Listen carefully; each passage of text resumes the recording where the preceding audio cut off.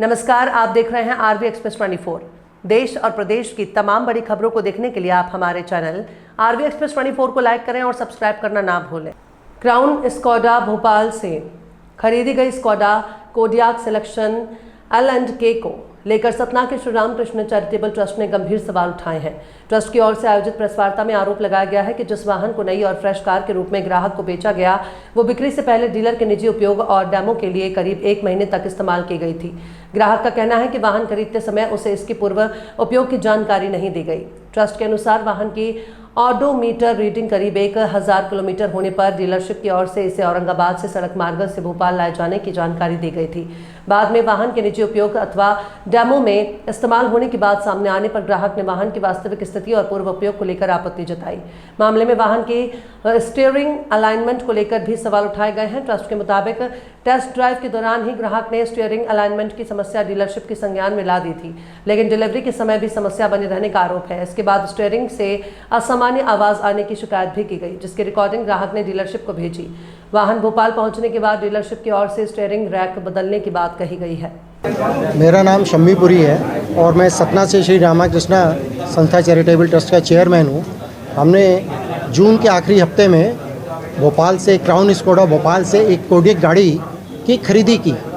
नई गाड़ी का उनको पैसा दिया और गाड़ी हमें जैसे ही मिली उसमें कुछ खराबी आई और हमने वो गाड़ी को वापस डीलरशिप में भेजा। इस दौरान आने वाले बीते दिनों में हमें ये पता चला कि जो गाड़ी नई गाड़ी बताकर डीलरशिप के द्वारा हमें दी गई है वो असल में पुरानी गाड़ी है, डेमो में चली हुई है एवं काफ़ी समय तक डीलरशिप के मालिक के द्वारा स्वयं के उपयोग में भी चलाई गई है। इसमें एक दूसरा तथ्य ये भी है कि गाड़ी चूँकि बिक्री के समय ही 1000 या 1100 किलोमीटर स्पीडोमीटर में रीडिंग दिखा रहा था, जिसके बारे में पूछने पर डीलरशिप ने ये बताया कि ये गाड़ी कंपनी पूना औरंगाबाद प्लांट के पास से भोपाल डीलरशिप तक बाई रोड चल के आती है, जिसकी वजह से स्पीडोमीटर में ये रीडिंग दिखा रहा है और हम लोग ने उसका विश्वास कर लिया था।